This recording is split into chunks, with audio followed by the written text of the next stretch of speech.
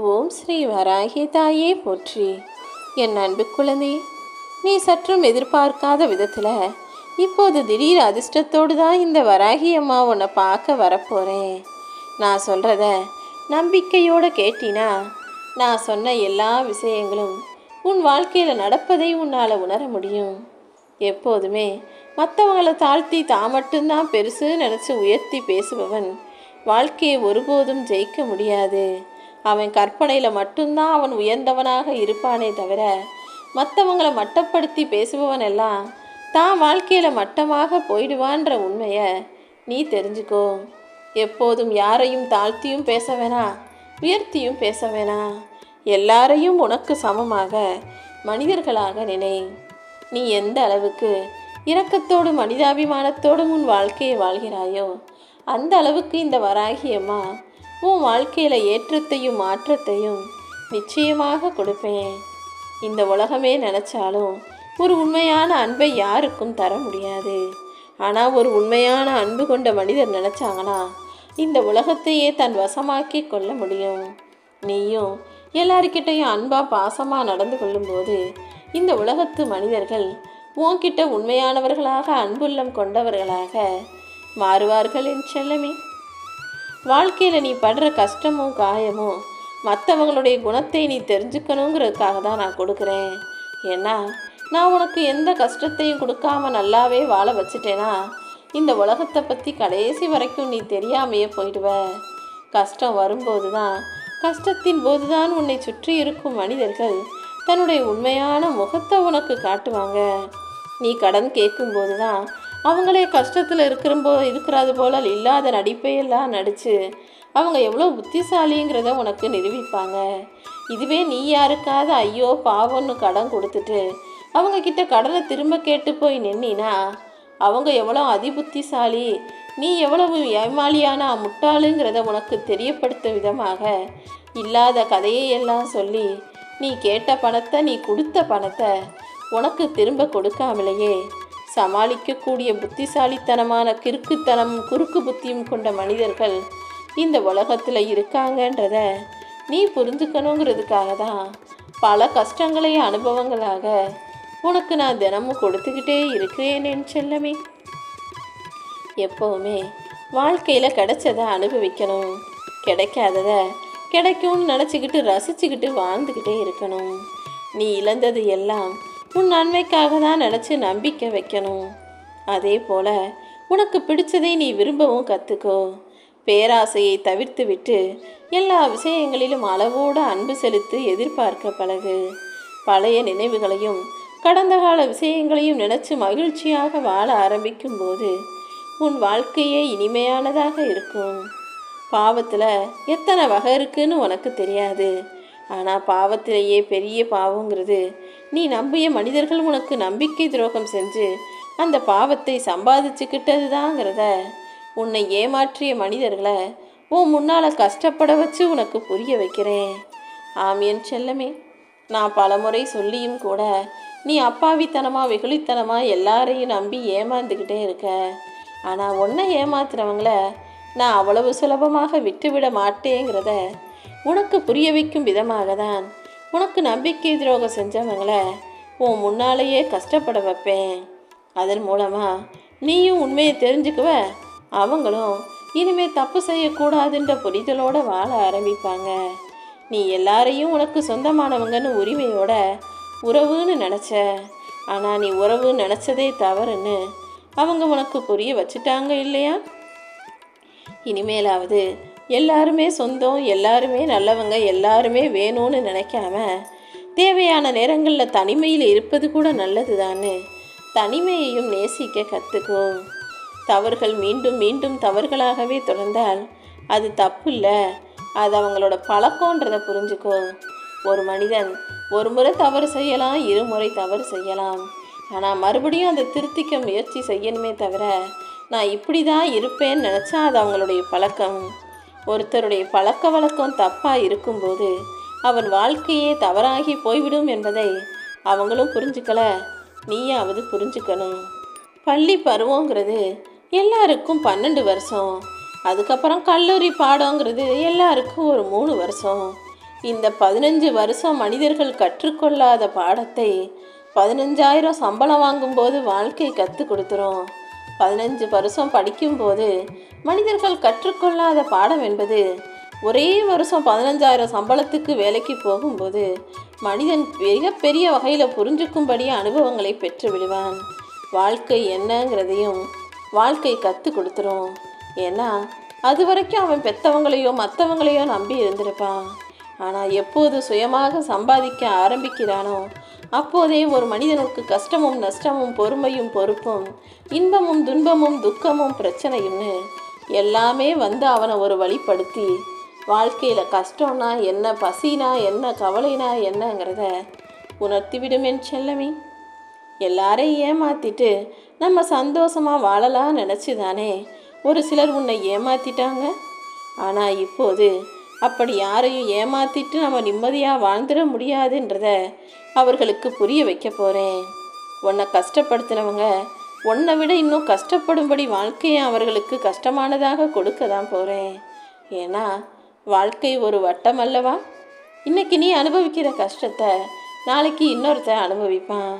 இது நாள் வரை நீ அனுபவிக்காத சந்தோஷத்தையும் இன்னொருவர் அனுபவித்த சந்தோஷத்தையும் இப்போது நீ அனுபவிப்பதற்கான காலகட்டம் வந்துருச்சு.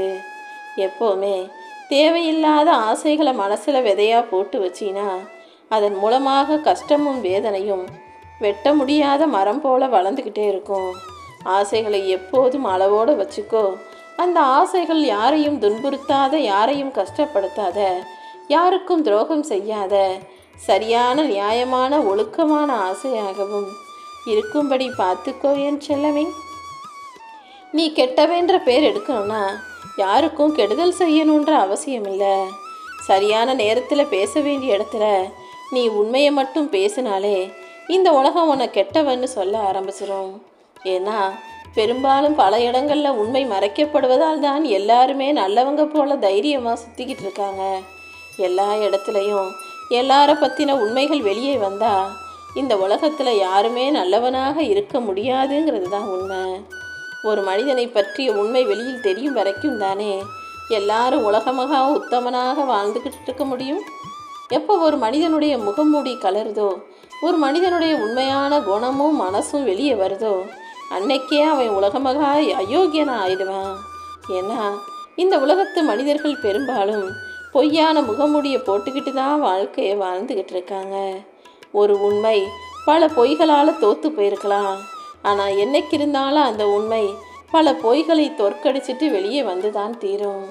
நீ தேவையில்லாமல் எந்த விஷயத்திலும் யாருக்காகவும் பொய் சொல்லாமல் எப்போதும் உண்மையவே பேசக்கூடிய ஆளாக இரு. அடுத்தவங்களை பற்றியே யோசிச்சுட்டு இருந்தீன்னா நீ அழகான வாழ்க்கையை நிம்மதியாக வாழ தவறிடுவாய்.